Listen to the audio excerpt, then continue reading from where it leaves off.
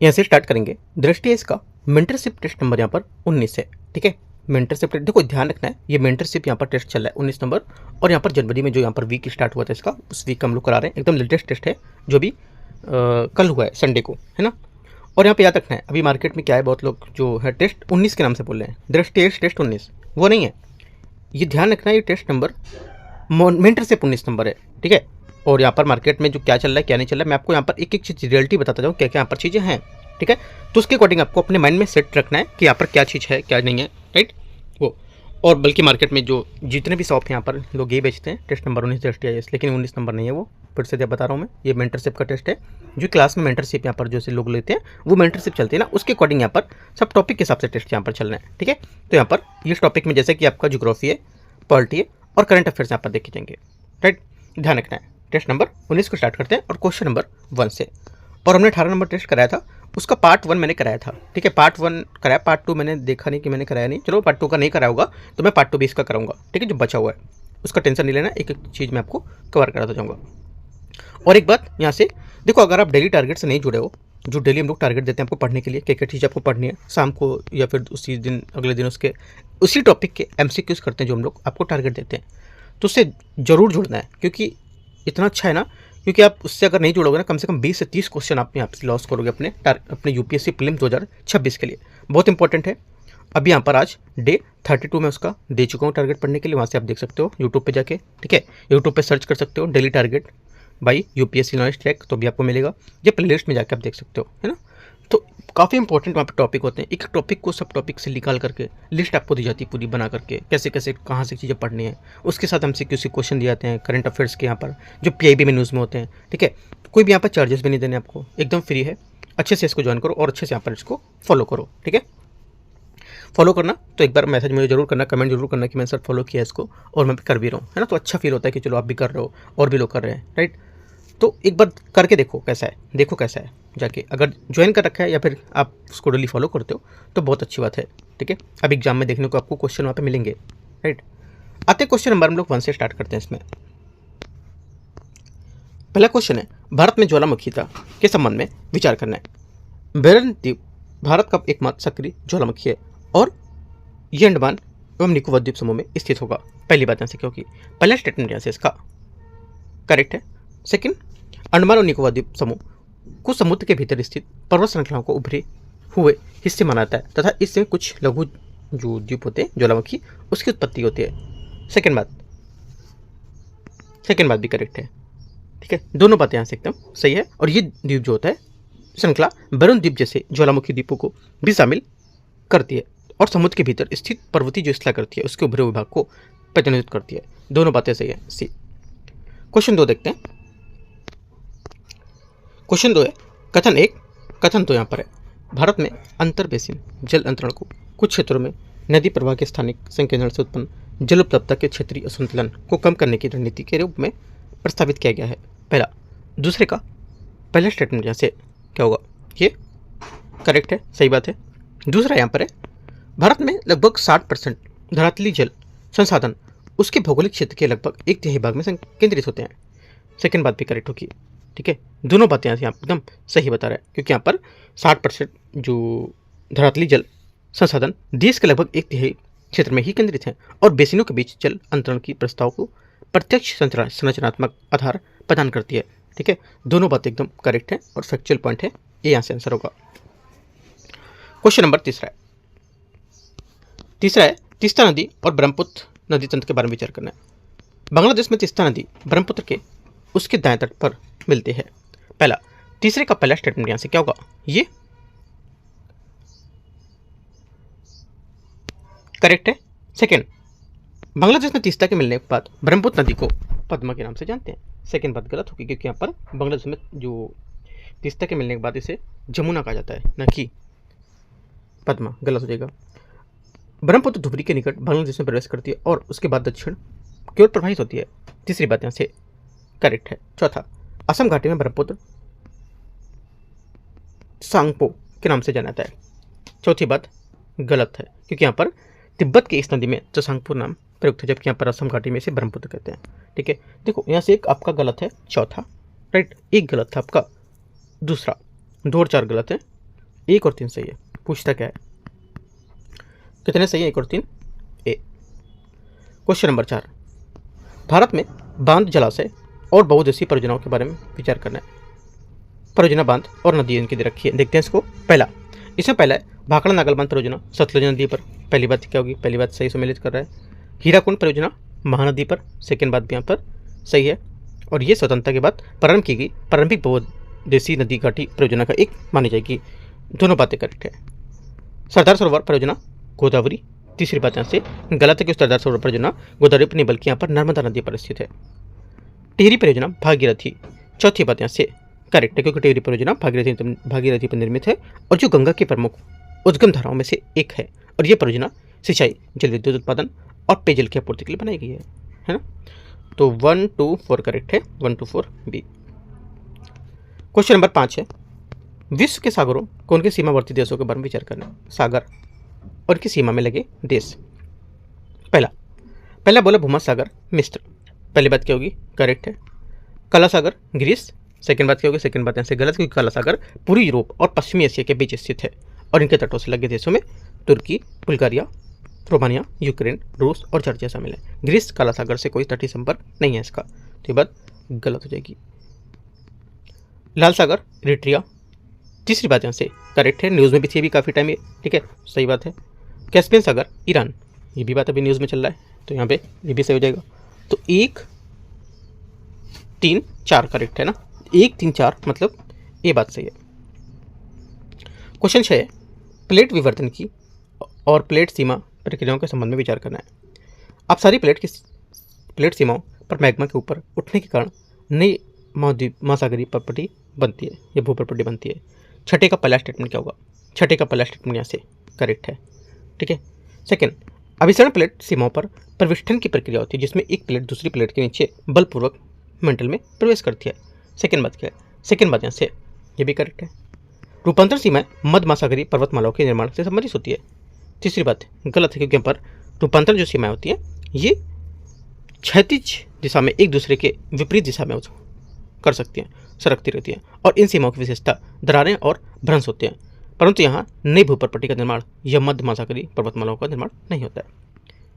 चौथी बात है जो सागरीय अधिस्थल विस्तार वह प्रक्रिया है जिसके द्वारा समय समय पर महासागरीय बेसिन का विस्तार होता है। चौथी बात करेक्ट है। आंसर 1 2 4, छठे का आंसर हो जाएगा 1 2 4 बी। क्वेश्चन 7 है, भूकंप और उनके वैश्विक वितरण के संबंध में विचार करना है। भूकंप का उद्गम केंद्र वह बिंदु है जहां या जो पृथ्वी की सतह पर भूकंपी ऊर्जा के उद्गम स्थान के ठीक ऊपर स्थित होता है। पहली बात, 7वें का पहला स्टेटमेंट यहाँ से गलत है क्योंकि भूकंप पृथ्वी के अंदर भीतर ऐसे बिंदु से उत्पन्न होता है जहां भ्रंश के साथ अचानक गति के कारण ऊर्जा मुक्त होती है और पृथ्वी के भीतर यह उद्गम केंद्र या उपकेंद्र कहलाता है, ठीक है, पहला गलत। सेकेंड, अधिकेंद्र पृथ्वी के भीतर वह बिंदु है जहां से भूकंपी ऊर्जा सबसे पहले मुक्त होती है। सेकेंड बात क्या होगी? सेकेंड बात यहाँ से भी गलत है क्योंकि क्यों? पृथ्वी की सतह पर उद्गम केंद्र को ठीक ऊपर बिंदु को अधिकेंद्र कहा जाता है, ये बात गलत हो जाएगी है ना। तीसरा, भूकंप के आघात की तीव्रता के स्थान के अनुसार भिन्न भिन्न रहती है जबकि भूकंपी तीव्रता स्थिर रहती है। तीसरी बात करेक्ट है। चौथा, भूकंप मेखला का वितरण समानता टेक्टोनिक प्लेटों की सीमाओं के साथ मेल खाता है। चौथी बात ये भी करेक्ट है, ठीक है, 3 और 4 यहाँ पर सही है। आंसर क्या होगा? ए यहाँ से सही आंसर होगा। क्वेश्चन नंबर 8 है, निम्नलिखित पर विचार करना है। कथन 1, कथन 2, कथन 3, वृहद संचलन गुरुत्वाकर्षण के प्रत्यक्ष प्रभाव के कारण चट्टानों और मृदाओं के ढाल के अनुरूप स्थानांतरण होता है। पहली बात, 8वें का पहला स्टेटमेंट यहाँ से करेक्ट है। सेकेंड बात बोल रहे हैं इसमें कि मिट्टी का मंद और अचलन है ना, मिट्टी का मंद और अलक्ष्य रूप ढाल से नीचे खिसकना ही मंद विरूपण कहलाता है। सेकंड क्या होगा? सेकंड बात यहाँ से ये भी करेक्ट है। तीसरा, अवसर्पण में पदार्थों का नीचे की ओर संचलन एक वक्राकार सतह पर होता है और ये प्रायः तीव्र ढालों में पाया जाता है। तीसरी बात क्या होगी? तीसरी बात यहाँ से ये भी करेक्ट है। आंसर क्या होगा? आंसर हो जाएगा, ये सभी इसकी व्याख्या कर रहे हैं, ये आंसर होगा। क्वेश्चन नंबर 9 है निम्नलिखित में से विचार करने कथन पर कथन 1, कथन 2, कथन 3 महासागरीय जल का तापमान के आधार पर विशिष्ट ऊर्ध्वाधर परतों में व्यवस्थित होता है। पहला स्टेटमेंट यहाँ से करेक्ट है, क्योंकि महासागरीय जल का तापमान उसके आधार पर विशिष्ट ऊर्ध्वाधर जो परतें होती हैं उसमें व्यवस्थित होगा, सही है। महासागरों की सबसे ऊपरी मिश्रित परत पर पवन प्रेरित मिश्रण तथा सौर ताप के कारण तापमान अपेक्षाकृत समान रहता है, यह एक समान रहता है। सेकेंड बात यहाँ से भी करेक्ट हो जाएगी। तीसरा, थर्मोक्लाइन एक संक्रमण क्षेत्र है जहाँ गहराई बढ़ने के साथ साथ तापमान की तीव्रता में गिरावट आती है। तीसरी बात यहाँ से ये भी करेक्ट है। थर्मोक्लाइन जो होता है मिश्रित परत के नीचे स्थिर होती है, जो एक संक्रमण क्षेत्र होता है जहाँ गहराई बढ़ने के साथ साथ तापमान में तीव्र गिरावट होती है, और ये क्षेत्र उष्ण सतही जल को गहरी महासागर के अत्यधिक शीत जल से पृथक करेगा। ठीक है, तीनों करेक्ट है, और यहाँ से इसकी व्याख्या भी कर रहे हैं। अब देखो व्याख्या कौन कर रहा है, तो यहाँ पे से स्टेटमेंट पढ़ के आप व्याख्या देख सकते हो कौन कर रहा है। तो 2 और 3 की व्याख्या सही कर रहे हैं एक में। ठीक है, क्वेश्चन नंबर 10 है। 10 नंबर है निम्नलिखित पर विचार करना है। कथन 1, कथन 2, कथन 3 क्षोभ मंडल के ऊपर वायुमंडल तापमान के आधार पर विशिष्ट परतों में व्यवस्थित होता है, जो वायुमंडल स्थिरता और ओजोन के वितरण को प्रभावित करती है। 10वें का पहला स्टेटमेंट यहाँ से क्या होगा? ये पहला स्टेटमेंट यहाँ से करेक्ट है इसका। सेकंड है समताप मंडल में ओजोन परत पाई जाती है, जो हानिकारक पराबैंगनी विकिरण को अवशोषित करती है। सेकेंड बात यहाँ से ये भी करेक्ट है। तीसरा, मध्य मंडल में ऊंचाई बढ़ने के साथ साथ तापमान में वृद्धि होती है। तीसरा गलत है, क्योंकि यहाँ पर मध्य मंडल में तापमान मध्य मंडल के ऊपर स्थिर होता है समताप मंडल। ठीक है, इस परत में ऊंचाई बढ़ने के साथ साथ तापमान में कमी होती है, ना कि वृद्धि। ये बात गलत होगी। 1 2 सिर्फ करेक्ट है, और इसकी व्याख्या कौन करेगा? तो सी नंबर जो होगा इसका आंसर है। 2 और 3 में केवल एक सही है। कौन सा? दूसरा वाला जो एक की व्याख्या कर रहा है। क्वेश्चन नंबर आते हैं 11 नंबर है जेट स्ट्रीम और मौसम प्रणाली के बारे में विचार करना है। जेट स्ट्रीम केवल समताप मंडल तक सीमित होती है तथा सतह की मौसम परिस्थितियों को प्रभावित नहीं करती है। पहला 11वें का पहला स्टेटमेंट यहाँ से गलत है, क्योंकि जेट स्ट्रीम ऊपरी क्षोभ मंडल के निकट स्थित उच्च वेग वाले पवनों को संकीर्ण पट्टी होती है, और ये दाब प्रणाली के साथ गतिशील रूप से संबद्ध होती है और सतह के मौसम के प्रतिरोध महत्वपूर्ण रूप से प्रभावित कर सकती है। ये बात गलत हो जाएगा। भारतीय उपमहाद्वीप के ऊपर ग्रीष्म ऋतु के दौरान उपोष्णकटिबंधीय जेट स्ट्रीम ऊपर की ओर उन्मुख हो जाती है। सेकेंड बात करेक्ट है। तीसरा, शीत ऋतु में उत्तर भारत के ऊपर उपोष्णकटिबंधीय पश्चिमी जेट स्ट्रीम की उपस्थिति पश्चिमी विक्षोभ के संबंध होती है। तीसरी बात भी करेक्ट है। 2 और 3 यहाँ से सही है ना? पहला स्टेटमेंट गलत था। Answer A. क्वेश्चन नंबर 12 आते हैं। 12 नंबर है भारत के हिमालय और प्रायद्वीपीय नदी तंत्र के बारे में विचार करना है। सिंधु गंगा और ब्रह्मपुत्र नदी तंत्र के ऊपरी भागों में पूर्ववर्ती अफवाह और गहरी गर्ज पाए जाते हैं। पहली बात 12वें का पहला स्टेटमेंट करेक्ट है। दूसरा, हिमालयी नदियाँ मुख्यतः वर्ष भर या वर्षा पर निर्भर करती हैं, और इसलिए इनका प्रवाह प्रायद्वीपीय नदियों के समान अत्यधिक मौसमी होता है। सेकेंड बात गलत होगी, क्योंकि हिमालयी नदियाँ सामान्यतः 12 मासी होती हैं। उनके जल का स्रोत मानसूनी वर्षा के साथ साथ उच्च पर्वतीय क्षेत्रों पर हिम और हिमनद के विकलन होता है। इस कारण इनमें प्रायद्वीपीय नदियों की भांति समान मौसमी परिवर्तनशीलता नहीं पाई जाती, क्योंकि प्रायद्वीपीय नदियाँ मुख्यतः वर्षा पर निर्भर होती हैं, है ना? सेकेंड गलत होगा। तीसरा, प्रायद्वीपीय नदियों की विशेषताएं स्थिर मार्ग, विसर्पों का अभाव तथा जल का अनियमित गैर बारहमासी प्रभाव होता है। तीसरी बात भी सही है। 1 और 3 सही है। क्वेश्चन 13 है भारत के पश्चिमी जो तटीय मैदान है उसके बारे में विचार करना है। पश्चिमी तटीय मैदान पश्चिमी घाट और अरब सागर के बीच विस्तृत तथा समानता पूर्वी तटीय मैदानों की तुलना में अधिक सक्रिय होते हैं। पहली बात यहाँ से करेक्ट होगी। दूसरा, कोंकण तट गोवा और केरल के बीच स्थित है, जबकि मलाबार तट महाराष्ट्र और गोवा के बीच स्थित होगा। सेकेंड बात गलत है, क्योंकि यहाँ पर मलाबार तट बेंगलुरु और कन्याकुमारी मुख्यतः केरल क्षेत्र के बीच स्थित होगा। मलाबार तट की विशेषता लेगून और पश्चिमी जल की उपस्थिति होती है। तीसरी बात यहाँ से करेक्ट है ना? 1 और 3 यहाँ से सही हो जाएगा ए। क्वेश्चन नंबर 14 सुनामी के संदर्भ में विचार करना है। सुनामी तरंग की तरंग दर लघु होती है तथा तट के निकट पहुंचते ही उनकी ऊर्जा शीघ्र समाप्त हो जाती है। पहली बात। 14 का पहला स्टेटमेंट क्या होगा यहाँ से, ये गलत है, ठीक है, क्योंकि यहाँ पर सुनामी महासागर की तरंगों की एक श्रृंखला होती है जो मुख्यतः समुद्र तल और आकस्मिक विस्थापन से उत्पन्न होती है, और ये विस्थापन समानता समुद्र के भीतर उत्पन्न भूकंपों के कारण होता है। सेकेंड बात है, परिवेष्टन क्षेत्र के निकट स्थित तटीय क्षेत्र सुनामी के प्रति अधिक सुवेद होते हैं। सेकेंड बात यहाँ से करेक्ट होगी, क्योंकि ऐसे क्षेत्र होते हैं जहाँ एक टेक्टोनिक प्लेट दूसरी प्लेट के नीचे धस जाती है और इन क्षेत्रों में प्रबल अधो समुद्री भूकंप उत्पन्न होते हैं जो विशाल मात्रा में जल को ऊर्ध्वाधर दिशा में विस्थापित कर सकते हैं। ओनली 2 करेक्ट है, आंसर क्या होगा, बी। 15 नंबर है, निम्नलिखित पर विचार करना है। कथन 1, कथन 2, कथन 3। मध्य अक्षांशों में विपरीत वायुराशियों के मिलने से मुख्यतः वाताग्र के निर्माण में के माध्यम से मौसम में अचानक परिवर्तन होते हैं। पहली बात। 15 का पहला स्टेटमेंट यहाँ से क्या होगा, ये पहला स्टेटमेंट यहाँ से 15 का जो रहेगा ये आपका करेक्ट है ना। पहली बात यहाँ से सही है। दूसरी बात देखते हैं, वाताग्र विभिन्न वायुराशियों के बीच सीमा क्षेत्र होता है और तापमान तथा वायुदाब की अंतर्निर्मित चिन्हित होते हैं, जिसके कारण वह ऊपर उठती है और मेघ निर्मित होते हैं और वर्षा होती है। सेकेंड बात क्या होगा, सेकेंड बात यहाँ से ये भी करेक्ट है, ठीक है। तीसरा देखते हैं, और यहाँ पे एक ही व्याख्या कर रहा है ना, सेकंड से भी और इसकी व्याख्या भी कर रहा है, कौन, पहले वाले की सेकंड स्टेटमेंट। तीसरा यहाँ से, जब घर्षण का प्रभाव नहीं होता है और दाब प्रवणता बल कोरलिस बल द्वारा संतुलित होता है, तब पवनें समदाब रेखाओं के समानांतर प्रवाहित होती हैं और इसे भूविक्षेपी पवन कहा जाता है। तीसरी बात भी करेक्ट है, लेकिन यहाँ पर पहली की व्याख्या नहीं कर रही है, ध्यान रखना है, ठीक है। तो दूसरा एक की व्याख्या कर रहा है, तो आंसर हो जाएगा 15 का सही सब है ना। तीनों स्टेटमेंट सही है, आप पॉइंट करके लिख सकते हो तीनों स्टेटमेंट को, ये जरूरी नहीं कि यहाँ पर इसी टाइप से क्वेश्चन पूछे यूपीएससी, तो पॉइंट आप लिख सकते हो, लेकिन जो व्याख्या कर रहा है ये इसकी व्याख्या कर रहा है, इसकी नहीं कर रहा है, तीसरा वाला किसी की। तो आंसर हो जाएगा 15 का correct answer B.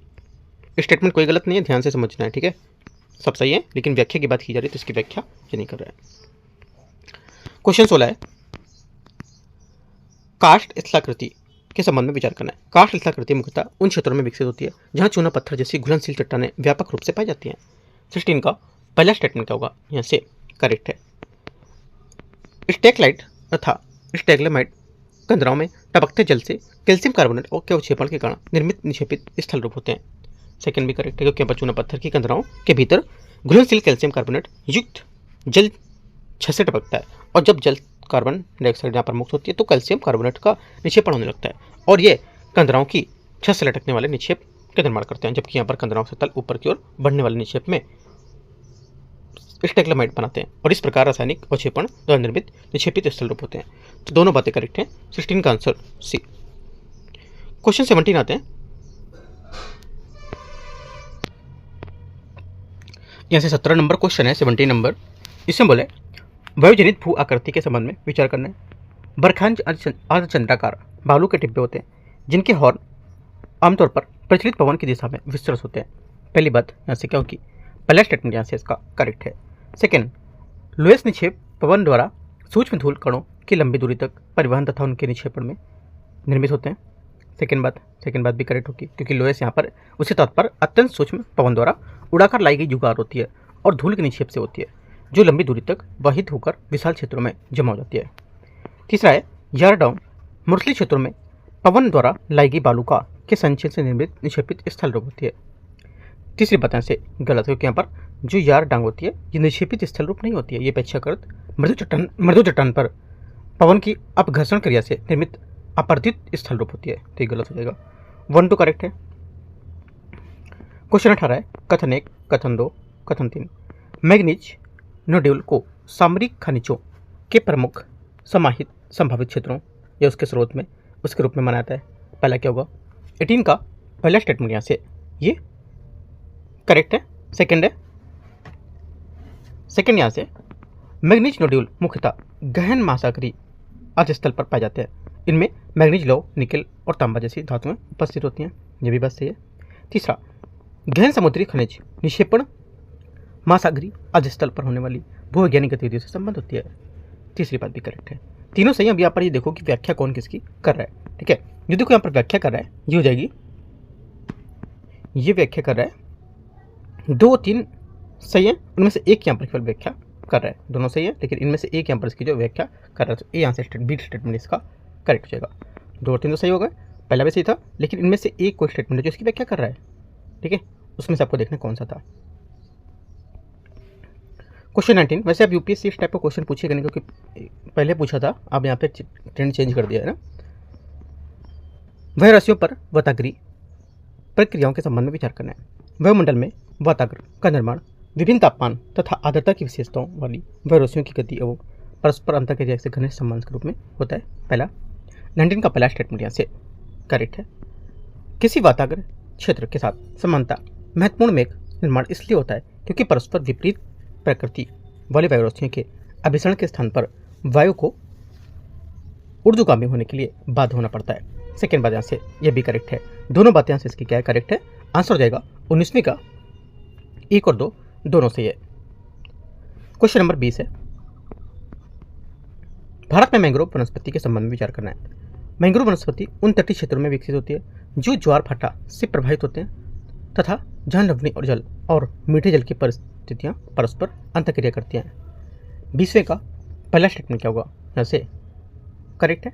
Second, Bharat में मैंग्रोव वन मुख्य रूप से पूर्वी तट के किनारे स्थित होती हैं, बड़ी नदियों वाले डेल्टा क्षेत्र में केंद्रित होती हैं। सेकेंड बात भी करेक्ट है। तीसरा, मैंग्रोव पौधों की जड़ प्रणाली ज्वारीय क्षेत्र औसतों को अवरोधित कर तटीय स्थिरता में योगदान देती हैं। तीसरी बात यहाँ से ये भी करेक्ट है। तीनों से सही होगा। आंसर यहाँ से 1, 2, 3 डी। क्वेश्चन 21 है, मृदा निर्माण तथा मृदा परिच्छेदिका के संबंध में विचार करना है। मृदा निर्माण पर मूल सेल, जलवायु स्थलाकृति, जीव जंतु तथा समय जैसे कारकों का प्रभाव पड़ता है। 21 का पहला स्टेटमेंट करेक्ट है। मृदा जो परिच्छेदिका होती है इसमें बी संस्तर समानता ऊपरी परतों से अपक्षालित पदार्थों में अपचयन से उसके संचलन से संबंध होता है। सेकेंड बात करेक्ट है, क्योंकि यहाँ पर मृदा जो परिच्छेदिका होती है विभिन्न प्रकार की परतों से मिलकर बनी होती है जिन्हें संस्तर या बी संस्तर कहा जाता है, जिसे सामान्य तौर पर उपमृदा भी कहते हैं। और इसमें मृत्तिका और लौह, एल्युमिनियम जैसे खनिजों की ऊपरी परतों में पदार्थों का संचलन से विशेषित होता है, ठीक है। सेकंड करेक्ट है, पहला भी करेक्ट है। तीसरा, सी संस्तर उस परत का प्रतिनिधित्व करता है जिसमें आंशिक रूप से अपक्षयित मूल सेल पदार्थ पाए जाते हैं जो मृदा संस्तरों के नीचे स्थित होता है। तीसरा करेक्ट है। आंसर 1, 2, 3 सभी करेक्ट हैं, डी। क्वेश्चन नंबर 22 है, भारत में प्राकृतिक वनस्पति के संबंध में विचार करना है। भारत में उष्णकटिबंधीय सदाबहार वन सामान्यतः उन क्षेत्रों तक सीमित होते हैं जहां वर्ष भर अधिक वर्षा होती है और उन पर शुष्क ऋतु की अधिक कल्प होती है, ठीक है। तो पहला क्या हुआ, 22वें का पहला स्टेटमेंट यहाँ से करेक्ट है। भारत के पर्वतीय क्षेत्रों में प्राकृतिक वनस्पति का प्रकार और वितरण मुख्यतः अक्षांश की जो अपेक्षा ऊंचाई के साथ साथ परिवर्तित होती रहती है। सेकेंड बात भी करेक्ट है, क्योंकि पर्वतीय क्षेत्रों में ऊंचाई वृद्धि के साथ जलवायु जो परिस्थितियाँ होती हैं विशेषता तापमान में उसमें उल्लेखनीय परिवर्तन करती है और इसके परिणाम स्वरूप वनस्पति के प्रकार ऊंचाई के अनुसार परिवर्तित होते रहते हैं, ठीक है। दोनों बातें करेक्ट है, सी। क्वेश्चन नंबर 23 है, मृदा अपरदन की प्रक्रियाओं तथा संरक्षण के उपाय के संबंध में विचार करना है। संरक्षण विधि और इसके विवरण वो रखे हैं, देखते हैं इसको। पहला, मृदा अपरदन की प्रक्रिया क्या इसकी, बोला कि परत अपरदन अपवाहित जल द्वारा सतह से मृदा की पतली एवं समान परत का अपसरण करता है। पहली बात क्या होगी, 23 का पहला स्टेटमेंट यहाँ से ये करेक्ट है, सही बोल रहे हैं। दूसरा 23 का दूसरा यहाँ से ये बोला है कि रील अपरदन जो होता है ये गहरी और अत्यंत विस्तृत नलियों का निर्माण जिन्हें यहाँ पर समान बुवाई जुताई से हटाया जा सकता है या हटाया नहीं जा सकता है। तो देखो सेकंड बात यहाँ से इसकी गलत बता रहा है ना, क्योंकि जो रेल अपरदन होता है इसका तात्पर्य ढलानों पर अपवाहित जल द्वारा निर्मित छोटी सतही अवनालिका से होता है और इन अवनालिकाओं को आमतौर पर समान जुताई द्वारा हटाया जा सकता है ना, यहाँ पे बोला नहीं हटाया जा सकता है। समुच्चय रेखाएं जो होती है ये क्या होती हैं कि जल बहाव को कम करने के लिए ढाल के अनुरूप समुच्चय रेखाओं के अनुसरण करते हुए जुताई करना होता है। तीसरी बात ये भी करेक्ट है। चौथा, वेदिका कृषि क्या होती है, जल प्रवाह को कम करने और मृदा अपरदन को रोकने के लिए पहाड़ी ढालों पे वेदिका के रूप में बदलना होता है इनको, ये बात सही है, ठीक है।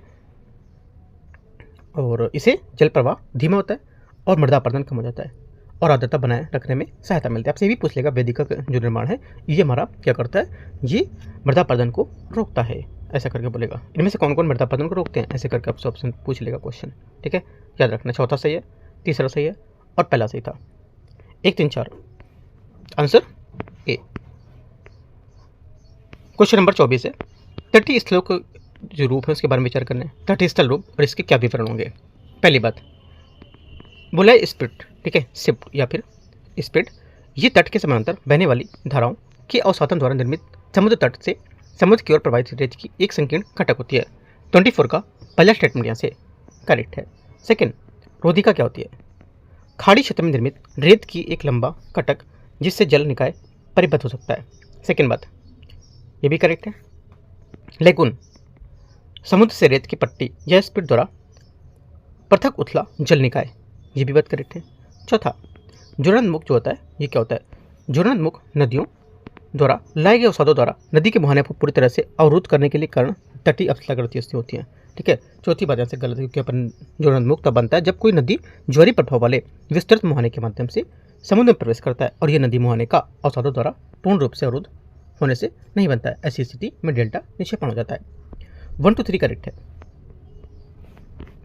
क्वेश्चन नंबर आ गया 25, निम्नलिखित पर विचार करें, कौन से आर्द्रभूमि के प्राकृतिक कारण होंगे। आर्द्रभूमि के प्राकृतिक कारण में से कौन से। सतही तथा भूजल को संग्रहित करके धीरे धीरे मुक्त करने को बाढ़ विनियमन करना। पहला 25 का पहला स्टेटमेंट यहाँ से क्या होगा। 25 का पहला स्टेटमेंट यहाँ से करेक्ट है। दूसरा, जलवायु विनियमन के योगदान में देने वाला कार्बन संग्रहण, सेकंड क्या होगा। सेकंड बात यहाँ से ये भी करेक्ट है।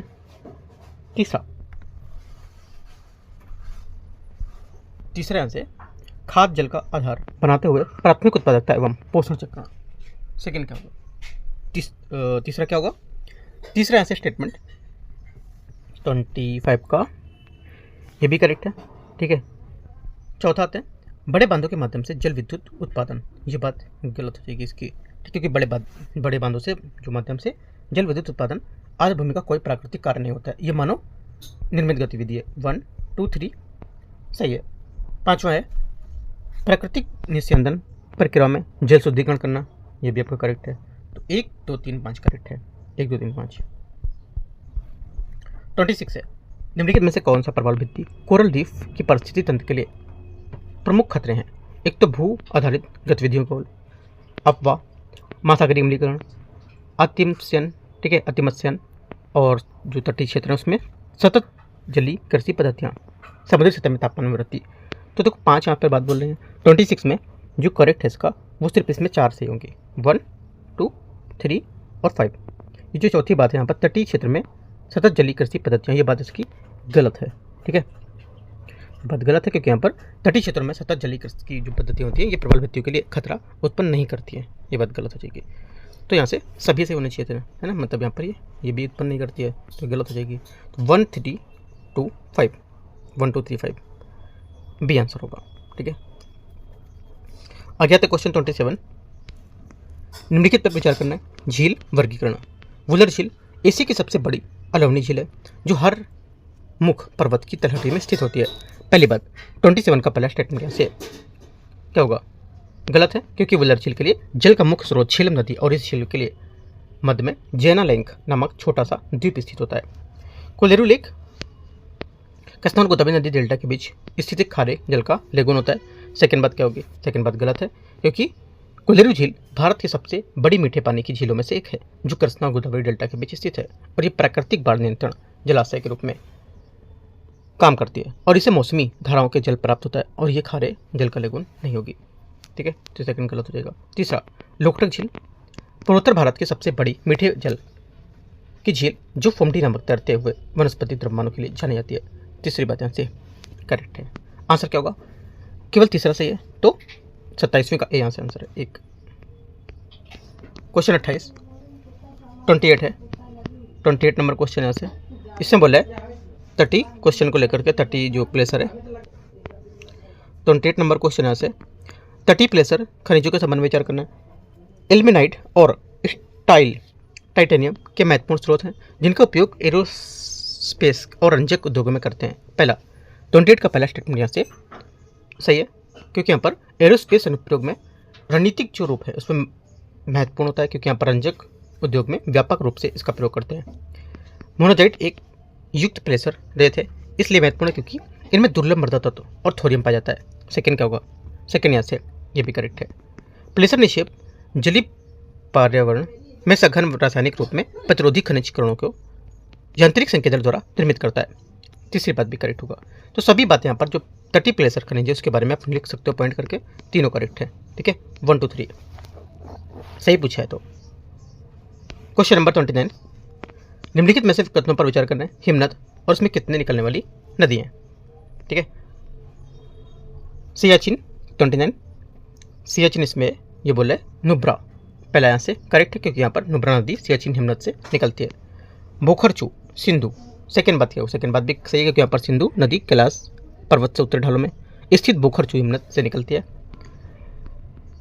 चेमायुंगडुंग घाघरा, चेमायुंगडुंग घाघरा ये घाघरा नदी के हिमनद से निकलती है। इसका जलग्रहण करीब यहाँ पर काफ़ी लंबा मान सकते हो, है ना, वो जिसमें यहाँ पर 45% भारत में स्थित होगा और बेली तिला स्थित नदियाँ सब आपसे कुछ आगे के भाग में स्थित हैं। ठीक है, तो यहाँ से तीसरी बात गलत होगी। ठीक है, क्योंकि यहाँ पर ये घाघरा बोला है लेकिन यहाँ पर घाघरा इसमें कुछ 45% हिस्सा सिर्फ है इसमें, है ना, पूरा यहाँ पर नहीं ऐसे निकलने में, तो गलत हो जाएगा पॉइंट यहाँ से, क्योंकि घाघरा नदी मापचौंगो हिमनद से निकलती है, न कि चेमायुंगडुंग से। तो ये बात गलत होगी, कुछ हिस्सा इसका दिखाया था है। ठीक है, लेकिन पूरा नहीं यहाँ पर ये, तो 1 2 करेक्ट है। आंसर 2 बातें सही है। 30 नंबर है, निम्नलिखित में से कथनों पर विचार करना है। अपक्षय और अपर्दन के कारण अग्नि चट्टानों अवसादों में विघटित हो जाती हैं, जो बाद में अवसादी चट्टानों का रूप धारण कर लेती हैं। 30 का पहला स्टेटमेंट यहाँ से करेक्ट है। सेकंड, अवसादी चट्टानों ऊष्मा और दाब के कारण केंद्रीय चट्टानों में रूपांतरित हो जाती हैं। सेकंड बात यहाँ से ये भी करेक्ट है। अवसादी चट्टानें जब पृथ्वी के आंतरिक भाग में उच्च ऊष्मा और दाब के अधीन होती हैं तो बिना पिघले भौतिक और रासायनिक परिवर्तन से गुजरती है और यह प्रक्रिया उन्हें रूपांतरित चट्टानों में परिवर्तित कर देती है। दोनों बातें करेक्ट है। 30 का आंसर सी। 31 है, 31 नंबर क्वेश्चन, भारत के संविधान के आपातकालीन प्रावधानों के संबंध में विचार करना है। राष्ट्रीय आपातकाल की घोषणा केवल केंद्रीय मंत्रिपरिषद की लिखित सिफारिश पर ही की जा सकती है तथा इसे संसद के दोनों सदनों द्वारा 1 माह के भीतर अनुमोदन किया जाना चाहिए। 31 का पहला स्टेटमेंट करेक्ट है। राष्ट्रपति शासन के दौरान संबंधित राज्य के उच्च न्यायालय की शक्तियाँ निलंबित कर दी जाती है और इनका प्रयोग राष्ट्रपति द्वारा किया जाता है। सेकेंड बात क्या होगी? सेकेंड बात गलत है, क्योंकि आर्टिकल 356 के तहत राष्ट्रपति शासन तब घोषित किया जाता है जब किसी राज्य में संविधान का उल्लंघन होगा और इसके संचालन के दौरान राष्ट्रपति राज्य सरकार के कार्यों को ग्रहण कर लेता है और संसद के राज्य विधानमंडल की स्थायी जो विधायी शक्ति होती है उसका प्रयोग करता है ना। हालांकि उच्च न्यायालय की संवैधानिक स्थिति और शक्तियाँ अप्रभावित रहती हैं, वे निलंबित नहीं होती हैं। तीसरा है, वित्तीय आपात के दौरान राष्ट्रपति केंद्र या किसी राज्य में सेवारत व्यक्तियों के वेतन और भत्तों की कमी का निर्देश दे सकता है, जिसमें केवल सर्वोच्च न्यायालय और उच्च न्यायालय के न्यायाधीश शामिल होते हैं। तीसरी बात यहाँ से करेक्ट है। आंसर क्या होगा? अच्छा, एक और अभी चौथा बोला है, राष्ट्रपति शासन की अधिकतम अवधि 3 वर्ष हो सकती है जो निर्धारित संवैधानिक शर्तों के अधीन होगी। चौथी बात यहाँ से करेक्ट है, क्योंकि राष्ट्रपति शासन एक बार संसद द्वारा अनुमोदित हो जाने के बाद एक बार में 6 माह तक जारी रहता है और इसे संसदीय अनुमोदन के साथ आगे बढ़ाया जा सकता है। इसकी अधिकतम अवधि 3 वर्ष होती है जो 1 वर्ष से अधिक के विस्तार के लिए निर्धारित संवैधानिक शर्तों के अधीन मानी जाती है। आंसर होगा एक सिर्फ गलत है, इसमें कौन सा? वो गलत था आपका दूसरा वाला, बाकी सब सही है। मतलब 3 बातें करेक्ट हैं इसकी, है ना। दूसरा गलत था तो 1 3 4 सही है। क्वेश्चन 32, भारतीय संविधान के अंतर्गत केंद्र और राज्यों के बीच विधायी संबंधों में विचार करना है। संघ सूची में वर्णित विषय संबंध में विधि निर्माण के विशेषाधिकार संसद के पास होता है। पहली बात 32 का आंसर क्या होगी? करेक्ट है। सेकंड, समवर्ती सूची किसी विषय पर केंद्रीय कानून और राज्य सूची के कानूनों के बीच असंगति की स्थिति में यदि राज्य कानून को राष्ट्रपति से स्वीकृति प्रदान करती है तो कानून राज्य संबंध राज्य में अविभावी होगा। सेकेंड बात सही होना चाहिए, सही भी है, क्योंकि समवर्ती सूची संसद के राज्य विधानमंडल दोनों के विधि निर्माण की अनुमति देती है और इसमें समवर्ती सूची विषय पर केंद्रीय और राज्य कानून विधि के बीच विरोध की स्थिति में केंद्रीय कानून मान होता है। ये ध्यान रखना इंपॉर्टेंट है और यहाँ पर राज्य कानून 0 हो जाता है। सुन, दोनों करेक्ट है, पहला दूसरा। तीसरा है संसद राज्य सूची के किसी विषय पर कानून बना सकती है यदि राज्यसभा राष्ट्रीय हित में उपस्थिति और मतदान करने वाले सदस्यों की कम से कम 2/3 बहुमत द्वारा इसे संबंधित प्रस्ताव पारित कर दे तब। तीसरा भी करेक्ट है। 1 2 3 सभी करेक्ट है। 32 का आंसर हो जाएगा डी करेक्ट है। 33 आते हैं। निम्नलिखित कथन पर विचार करना है। कथन 1, कथन 2। वित्त आयोग केंद्र और राज्यों के बीच करों से प्राप्त शुद्ध राजस्व के वितरण की सिफारिश करता है। 33 का पहला स्टेटमेंट यहाँ से करेक्ट है। वित्त आयोग एक संवैधानिक निकाय है जिसकी सिफारिशें केंद्र सरकार के लिए बाध्यकारी होती है क्योंकि इसके द्वारा करों के ऊर्ध्वाधर और क्षैतिज वितरण का निर्धारण होता है। सेकेंड बात गलत है क्योंकि यहाँ पर यद्यपि वित्त आयोग एक संवैधानिक निकाय है लेकिन इसकी सिफारिशें सलाहकारी प्रकृति की होती है और अपनी रिपोर्ट करने के बाद राष्ट्रपति इसे एक व्याख्यात्मक ज्ञापन के साथ संसद के समक्ष रखते हैं। ठीक है, ओनली 1 करेक्ट है। सी यहाँ से आंसर होगा। 34 नंबर यहाँ से इससे बोले निम्नलिखित पर विचार करें। भारत के राष्ट्रपति धन विधेयक को संसद के पुनर्विचार के लिए वापस भेज सकते हैं। पहली बात, पहला स्टेटमेंट यहाँ से गलत है क्योंकि यहाँ पर धन विधेयक को राष्ट्रपति द्वारा पुनर्विचार के लिए वापस नहीं भेजा जा सकता है। राष्ट्रपति किसी संविधान संशोधन विधेयक को संसद के पुनर्विचार के लिए वापस भेज सकता है। सेकंड भी गलत है क्योंकि अनुच्छेद 368 के अंतर्गत पारित संविधान संशोधन विधेयक के लिए मामले में राष्ट्रपति अपनी स्वीकृति देने के लिए बात होता है और वे इन न तो इसे रोक सकता है और न ही इसके विधेयक को पुनर्विचार के लिए वापस भेज सकता है। तो दोनों गलत हैं। तीसरा, राष्ट्रपति साधारण विधेयक के संबंध में पॉकेट वीटो का प्रयोग कर सकता है। तीसरी बात करेक्ट है। केवल 3 से ये आंसर होगा। 35 है। भारत की संसद के संबंध में विचार करना है। बहुमत का प्रकार और इसका अर्थ क्या है। पहला, साधारण बहुमत। साधारण जो बहुमत है ये उपस्थिति और मतदान करने वाले सदस्यों का बहुमत होता है। सही है। पूर्ण बहुमत सदन की कुल सदस्यता का बहुमत होता है। सेकंड बात भी यहाँ से करेक्ट है। तीसरा, प्रभावी बहुमत रिक्त स्थानों को छोड़कर कुल सदस्यता का बहुमत होता है। तीनों बात एकदम सही है। बहुमत के प्रकार और यहाँ पर कैश के अर्थ को बता रहे हैं। तो 35 का आंसर सी यहाँ से करेक्ट है। 36 है। निम्नलिखित कथनों पर विचार करना है।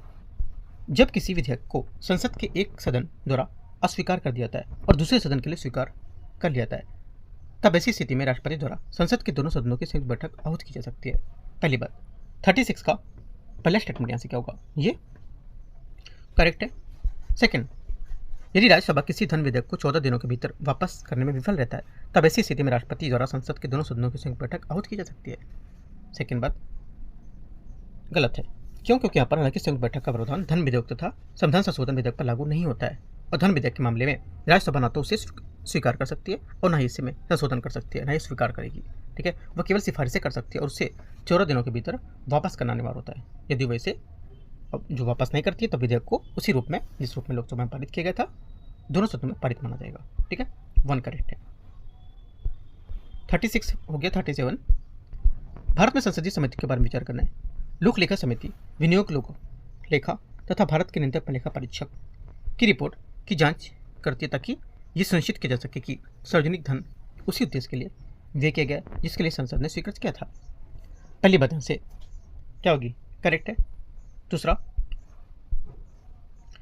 है प्राक्कलन समिति उन लेखों की जांच करती है जो संसद द्वारा भारत सरकार के लिए कुछ स्वीकृत राशियों को विनियोग को दर्शाते हैं।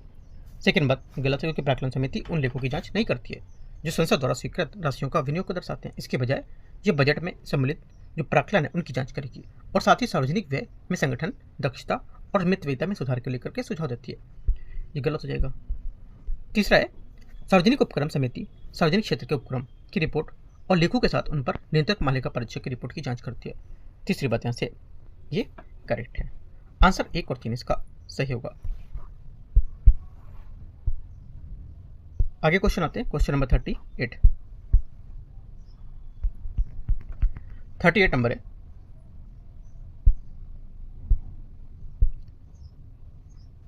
निम्नलिखित पर विचार करना है। ओवरसीज सिटीजन ऑफ इंडिया के रूप में पंजीकृत व्यक्ति को मतदान के अधिकार छोड़कर भारतीय नागरिकों को उपलब्ध सभी अधिकार विशेष अधिकार प्राप्त होते हैं। पहला 38 का पहला स्टेटमेंट यहाँ से गलत है क्योंकि यहाँ पर ओसीआई कार्ड धारक भारत के नागरिक नहीं होते हैं। इंपॉर्टेंट बात है, कोई व्यक्ति जो कभी पाकिस्तान या बांग्लादेश का नागरिक रहा हो ओवरसीज सिटीजन ऑफ इंडिया के रूप में पंजीकृत के लिए पात्र नहीं होता है। ये बात क्या होगी, ये बात एकदम सही है, नहीं होगा क्योंकि ये वैधानिक अपवर्जन योजना के अंतर्गत एक महत्वपूर्ण पात्रता प्रतिबंध होता है। ठीक है, सेकेंड बात सही है इसकी। 39 39 नंबर है, भारत में न्यायपालिका के जो कार्य करने के संबंध में न्यायिक सक्रियता शब्द क्या आशय है। न्यायिक सक्रियता का जो आशय होता है ये होता है कि संवैधानिक न्याय सुनिश्चित करने के लिए न्यायपालिका का हस्तक्षेप करना। बी यहाँ से आंसर होगा।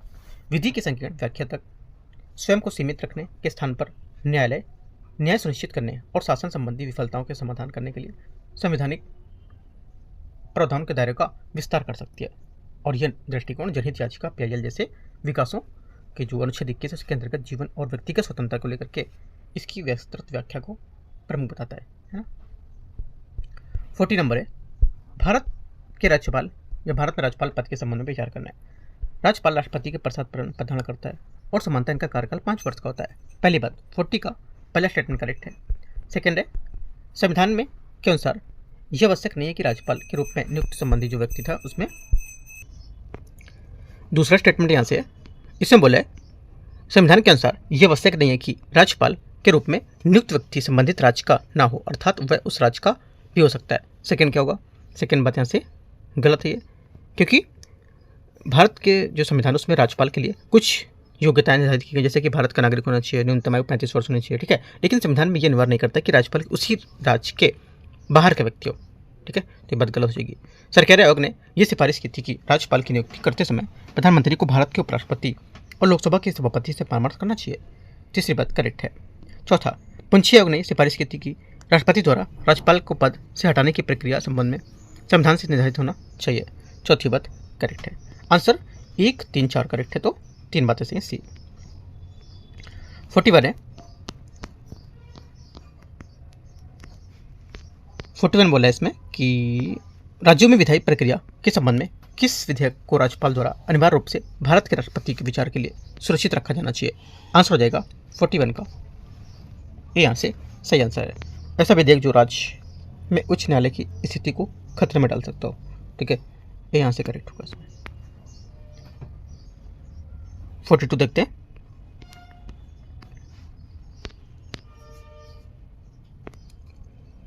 कथन 1, कथन 2, 5वीं अनुसूची के तहत अनुसूचित क्षेत्रों के प्रशासन में राज्यपाल ये निर्देश दे सकते हैं कि संसद या राज्य विधानमंडल का कोई भी विशेष अधिनियम किसी अनुसूचित क्षेत्र में लागू ना हो, यह निर्दिष्ट संशोधन के साथ लागू किया जाए। पहला कथन 1 यहाँ से जो 42 का कथन 1 रहेगा ये करेक्ट है। सेकेंड, अनुसूचित क्षेत्रों के प्रशासन में राज्यपाल अपने अधिकारों का प्रयोग जनजातीय सलाहकार परिषद की सलाह के अधीन करते हैं। सेकेंड बात यहाँ से क्या हो जाएगी, गलत है, क्योंकि जनजातीय सलाहकार परिषद का गठन राज्यों में अनुसूचित जनजाति के कल्याण और उन्नति संबंधित मामलों में पर सलाह देने के लिए होता है। हालांकि संविधान में यह अनिवार्य नहीं करता है कि राज्यपाल कानूनों को लागू होने संबंधित जो अधिकार होते हैं उसके प्रयोग जनजातीय सलाहकार परिषद की सलाह पर ही करे, ठीक है, तो ये गलत हो जाएगा। ओनली एक बात करेक्ट है। 42 का आंसर क्या होगा, सी यहाँ से करेक्ट हो जाएगा। 43 है, भारत में उच्च न्यायालय के संबंध में विचार करना है। संविधान में 2 या 2 से अधिक राज्यों के लिए एक ही उच्च न्यायालय का प्रावधान होता है। 43 का पहला स्टेटमेंट यहाँ से क्या होगा, ये करेक्ट हो जाएगा। सेकेंड, किसी उच्च न्यायालय के मुख्य न्यायाधीश की नियुक्ति राष्ट्रपति द्वारा भारत के मुख्य न्यायाधीश के संबंधित राज्य के राज्यपाल के परामर्श करने के बाद की जाती है। सेकेंड बात ये भी करेक्ट है। उच्च न्यायालय के प्रशासनिक व्यय भारत की संचित निधि पर भारित होते हैं।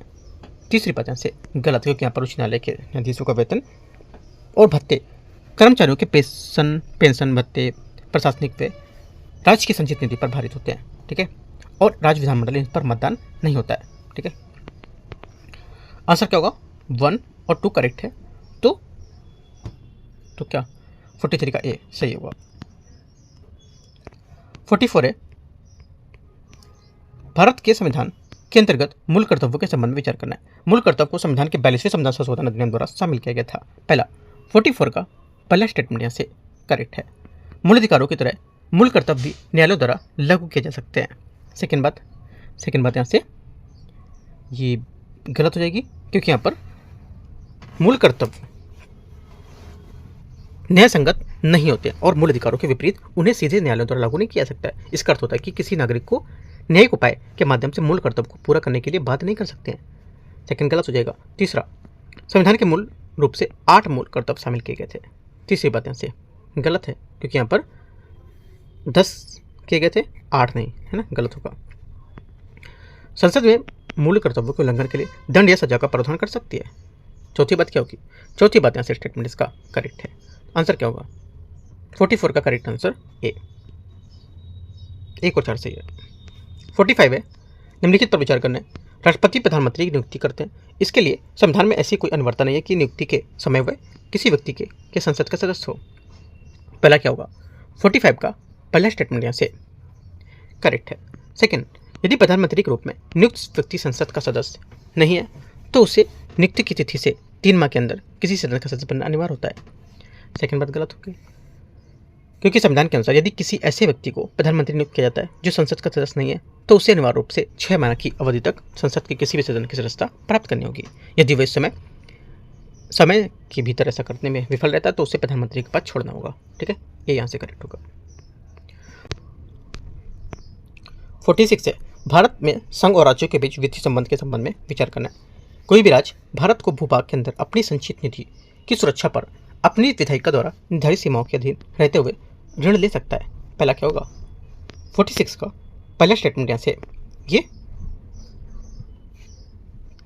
करेक्ट है। सेकंड, यदि भारत सरकार द्वारा किसी राज्य को कोई ऋण दिया गया और वह राज्य सरकार द्वारा सहमति के बिना कोई ऋण नहीं ले सकेगा।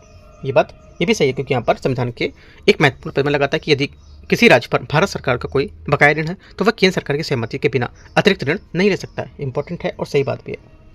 भारत सरकार राज्यों को धन उधार दे सकती है, लेकिन राज्यों के उनके लिए ऋण देने की कोई गारंटी नहीं होती है।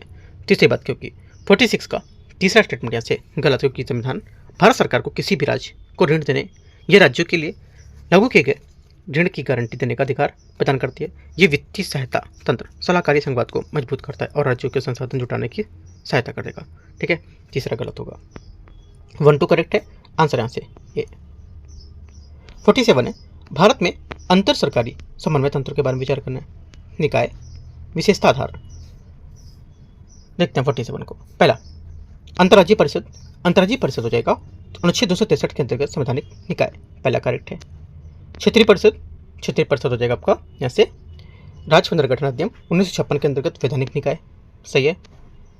अंतर्राज्यीय परिषद सचिवालय 82वें संविधान संशोधन अधिनियम द्वारा स्थापित। तीसरी बात यहाँ से गलत है, क्योंकि अंतर्राज्यीय जो राज्य परिषद सचिवालय इसका गठन बाद के भारत सरकार के एक कार्यकारी निर्णय द्वारा अंतर्राज्य परिषद के क्षेत्रीय परिषद के प्रशासनिक जो अनुसंधान उसकी सहायता के लिए किया गया था, और इसकी स्थापना संविधान के अनुच्छेद 263 द्वारा की गई थी, न कि संवैधानिक संशोधन करके। 1 2 करेक्ट है। 47 का आंसर क्या होगा? बी आंसर सही है। 48 है, 48 नंबर, निम्नलिखित तथ्यों पर विचार करना है। संसद अंतर्राज्यीय नदी जल से संबंधित विवादों न्याय के निर्णय के लिए प्रावधान कर सकती है तथा ऐसे विषय में न्यायालय के क्षेत्राधिकार को वर्जित भी कर सकती है। पहला 48 का पहला स्टेटमेंट यहाँ से सही हो जाएगा। सेकंड, अंतर्राज्यीय जल विवाद निधिकरण का निर्णय संबंधित पक्षकारों पर तभी बाध्यकारी होता है जब उसे संसद द्वारा अनुमोदित किया जाए। सेकंड क्या होगा? सेकंड बात यहाँ से गलत है, क्योंकि अंतर्राज्यीय जल विवाद या जल जो विवाद अधिनियम है उसके अंतर्गत न्यायाधिकरण का निर्णय केंद्र सरकार द्वारा राजपत्र में प्रकाशित किए जाने के पश्चात संबंधित पक्षकारों के अंतिम और बाध्यकारी हो जाएगा और निर्णय के प्रभावी होने के लिए संसदीय अनुमोदन आवश्यक नहीं होता है। 1 सिर्फ करेक्ट है। आंसर यहाँ से 49, निम्नलिखित पर विचार करना है। भारत के राष्ट्रपति उन सभी मामलों में क्षमादान दे सकते हैं जहां सजा कोर्ट मार्शल द्वारा दी गई हो। 49 का पहला स्टेटमेंट यहाँ से करेक्ट है। सेकंड, राष्ट्रपति उन अपराधों के संबंध में क्षमादान की शक्ति का प्रयोग कर सकते हैं जिन पर संघ की कार्यकारी शक्तियां लागू होती हैं। सेकंड बात भी करेक्ट है। दोनों बातें एकदम फैक्चुअल हैं और यहाँ पर लाइन बाय लाइन इसमें लिखी हुई है एम लक्ष्मीकांत में। ठीक है, दोनों करेक्ट है। आंसर क्या होगा? सी। क्वेश्चन 50 नंबर है। निम्नलिखित पर विचार करना है। सामूहिक उत्तरदायित्व का सिद्धांत यह आवश्यक करता है कि सभी मंत्री कैबिनेट में निर्णय के सार्वजनिक रूप से समर्थन करें, भले वे निजी तौर पर उसमें सहमत हों। पहली बात 50 का पहला स्टेटमेंट करेक्ट है। कैबिनेट शब्द भारत के संविधान के मूल पाठ में उल्लेखित नहीं था। सेकंड यहाँ से भी करेक्ट है, क्योंकि कैबिनेट मंत्रिपरिषद के भीतर मुख्य रूप से निर्णय लेने वाली संस्था होती है, लेकिन कैबिनेट शब्द 1950 के मूल संविधान में उल्लेखित नहीं था। इसे बाद में 44वें संविधान संशोधन अधिनियम 1978 के माध्यम से जोड़ा गया था। 1 और 2 दोनों करेक्ट हैं। Answer C. 51 है, संसदीय मामलों में कैबिनेट समिति के संबंध में विचार करना है। ये समिति संसद के सरकार के विधायी कार्यों को समन्वय और प्रबंधन के लिए जिम्मेदार होती है। पहली बात क्या होगी 51 का पहला स्टेटमेंट यहाँ से जो रहेगा, पहला स्टेटमेंट यहाँ से करेक्ट है। सेकंड है, ये समिति संसद के सत्र बुलाने और स्थगित करने की स्थितियाँ निर्धारित करती है तथा उनमें राष्ट्रपति की सिफारिश के रूप में भेजती है। सेकंड बात भी करेक्ट होगा। तीसरा, लोकसभा के अध्यक्ष संसदीय मामलों में कैबिनेट समिति के अध्यक्ष होते हैं। तीसरी बात गलत है, क्योंकि यहाँ पर संसदीय मामलों की कैबिनेट समिति की अध्यक्षता एक वरिष्ठ कैबिनेट मंत्री करते हैं और लोकसभा के अध्यक्ष कैबिनेट समितियों का हिस्सा नहीं होते हैं। तो सिर्फ 1 2 करेक्ट है, आंसर यहाँ से ए सही हो जाएगा। ठीक है, तो स्टेप्स यहाँ पर जो टेस्ट यहाँ पर जो दृष्टि का टेस्ट नंबर यहाँ पर कौन सा था, 18 था, हाँ टेस्ट नंबर 19 है। ठीक है, तो स्टेप टेस्ट नंबर 19 यहाँ से इसका 50 क्वेश्चन हम लोग ने 51 कर लिए और उसके बाद 52 क्वेश्चन आएगा 52 से जो 100 तक हम लोग यहाँ से पार्ट 2 में कवर करेंगे। ठीक है, पार्ट 2 और यहाँ से जो 90 नंबर है आप देख सकते हो। उसके पहले जो सुबह मैंने कराया हुआ डेली टारगेट वो भी आप देख सकते हो, उसकी चीज़ें यहाँ पर आपको फॉलो करना है। ठीक है, और इसमें जो टेस्ट था यहाँ पर पॉलिटी का करीब 40 क्वेश्चन यहाँ पर है और पॉलिटी का कितना था 40 था करीब ना, हाँ पॉलिटी का, और यहाँ पर करंट अफेयर्स और साथ में एक बार देख लेता हूँ पॉलिटी करंट अफेयर्स, हाँ पॉलिटी का यहाँ पर 30 क्वेश्चन है, ज्योग्राफी का 30 क्वेश्चन है और 40 क्वेश्चन यहाँ पर करंट अफेयर्स का है। तो यहाँ पर इसमें सेकंड पार्ट में वो भी कवर हो जाएंगे जो यहाँ पर पॉलिटी के कुछ बचे हैं और यहाँ से करंट अफेयर्स के पूरे। ठीक है,